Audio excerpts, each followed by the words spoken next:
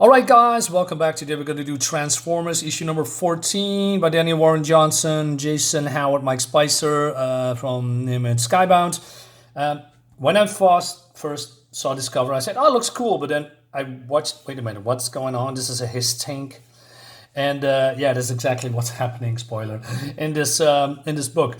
Now, I'm trying not to do infinite Transformers book when it comes to making videos about it. At some point I'm just stop because I've already a lot of other books that is, has a lot of issues that I still need to review.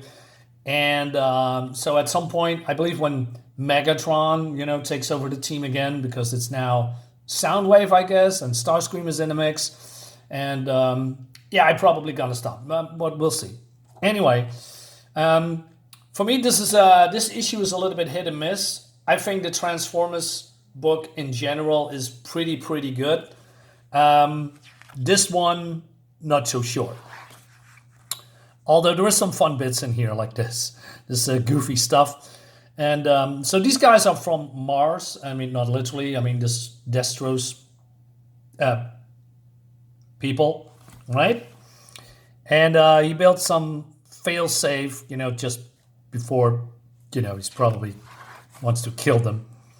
But there's some goofy stuff in here that I don't appreciate, some humor that I don't like, but, me personally. Anyway, so this guy who made a sketch of him, he says, you were in lava and your legs were gone and we rescued you by doing this. But then he says, that is all wrong. My proportions are completely off. Draw me again and do it right this time. What is this? This is what I mean with this goofy humor. Why would you first of all draw him? Are you just a guy that likes to draw? I mean, looks like it, for fun. But what is your purpose in this team? Instead of, I don't know, contributing, you're still doing this in your free time? It doesn't really matter, but still. Also, there's some remote control. And like I said, he's just controlling this his tank so Starscream cannot control him. So he wants to kill them, and then it's, oh no, there is a cat. And I thought, oh no, we're gonna do this crap again. I mean, Supergirl did this, which flopped. Power Girl did this, same shit, flopped. Captain Marvel did this, flopped. And not because there is a cat in the book, but it's still, we have this very cutesy, funny, oh no, there's a cat in here, oh, that kind of crap. It doesn't belong in this book. It doesn't belong in the Transformers book. That's why the Marvel books was way more mature, has way more, great storylines instead of, oh no, we need to throw a cat in here or a dog to, because it's cute and funny and all that stuff. Get rid of this. And that is plaguing me with modern comics, although I like this, don't get me wrong. But just get rid of this crap. We don't need it. Because she rescues the cat bites her, he is amused, so he lets it live. And says, oh, I need Energon. But then this guy called, I don't know, Howard or whatever his name is. Horton, I guess. He says, I planted a charge, or we planted a charge in your body. Also, it's also linked to his heart. Not sure how that works. I don't believe him. But he says, if you kill us, you are done too, right? Because you've been blown up. So he says, maybe we can help each other, right? This kind of thing. He says, my superiors at Mars would be very happy with a weapon of your size and cunning. If you were to help us, we could do things together. So Starscream is agreeing with that because he too was looking for the right fleshling to partner with. Really? When did that happen?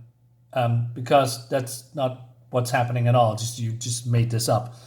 Anyway, they are going to some place, and then we have this flashback.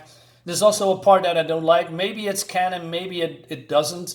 But somebody in the comments with the previous comment said to me that it's once upon a time Starscream wasn't a bad guy, and then he had another name, and then he was recruited by Megatron, and here he needs to kill his fellow Cybertronians or Autobots or whatever, and then he just kills them, and then I know he feels bad about that, and I don't like this. Oh, he was once upon a time a good guy, but then he's being corrupted by the bad guys, and now he's a bad guy. I mean, I watched a couple of 80s cartoons. I mean, it's been long. It's been, I don't know, more than 40 years, if not longer. I remember Starscream as just a very vile, treacherous being, right? I don't remember him as a good guy. But, probably that was once upon a time. I'm not sure in the Marvel comics. I cannot remember. So maybe it's canon, maybe it's not, but I never liked that.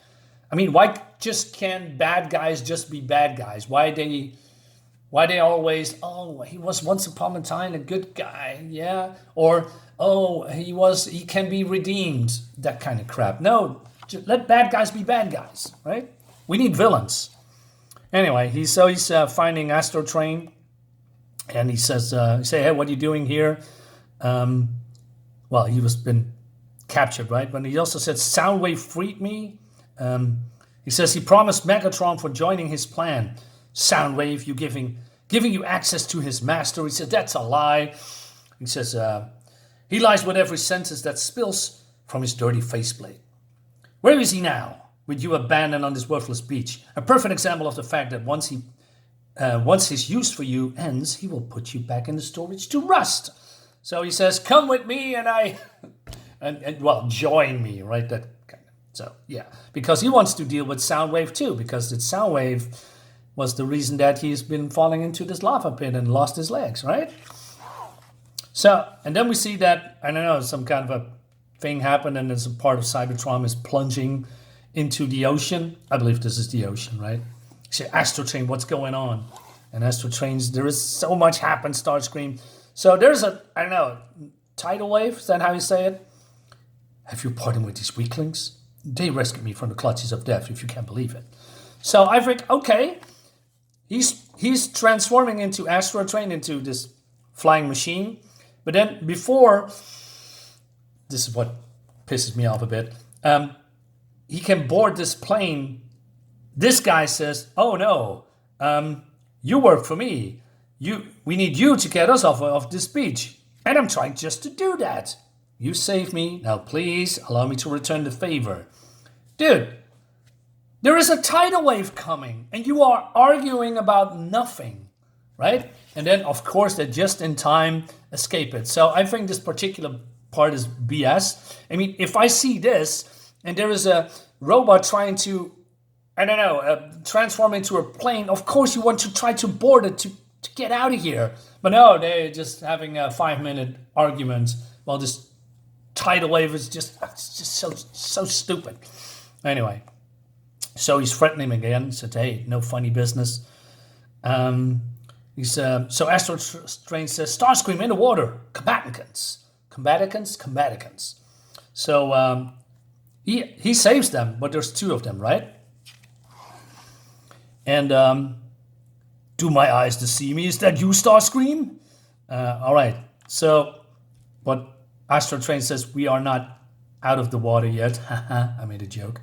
So, but instead of, I don't know, just going up, he just stays on the same level of the water, and he's getting hit by the water, right? And he also introducing that, hey, these are Combaticans, and they are legends, etc., and then these guys are being knocked out. And of course, he's then been waking up, and there's more Combaticans and more Decepticons, and they're saying that Starscream is now their leader. You can feel where this is going, right? So they're on board of this Cybertronian compound structure base, and he says, my beautiful Combaticans, I'm honored by your praise, but we must focus on things more important than my own greatness. There is an evil that has grown in our ranks. Soundwave you need not say more, Starscream. So they're basically on board, and they want to take down Soundwave too, right? I think, okay, cool. But then this guy says, hey, remember, you still have explosions, and you need to do what I say, because this was not part of the plan. But Starscream says, hey, I'm not working for you anymore. And he says, well, go right ahead. Just push the button. and it doesn't work. And then, oh no, we have also the cat. And then this woman says, I'm sorry, General, but he promised to let us go if he pulled out the charges. And then he's killing her. And I think, okay, this is the cool part. This is very unpredictable. He's just squashing her, right? Without a second thought. And then kills the others. Which, okay, I think, okay, this is what I like. You know, this unrelentless part of Starscream. And, but you know. And then we have this cat, right? He says, I can be of use of you. And then he's using the remote control to pull himself forward. And then this guy's toes. He's squashed, something. So, and then we have Private Martin, you know, the artist. Start sketching. You shall be the illustrator and witness to my great rise of power. So he's basically a scribe or something. He says, well, Starscream says that he's the captain of his own fate. Prepare yourself, Soundwave. The earth is mine. Leads us to the next issue. It's not bad. It's just, I cannot stand cringe. Where's the stupid cat? It's somewhere. Oh, here's the cat somewhere. I don't know. It's just, I cannot stand this. Anyway, it's overall the book is in general fun. So me nitpicking doesn't change anything. The fun factor is still here. And we're gonna go to issue number 15 pretty soon. So, you know, watch out for that. And, you know, if you want to leave a like, comment, subscribe, and all that YouTube jazz, it would be great. I will see you in the next video. Bye-bye.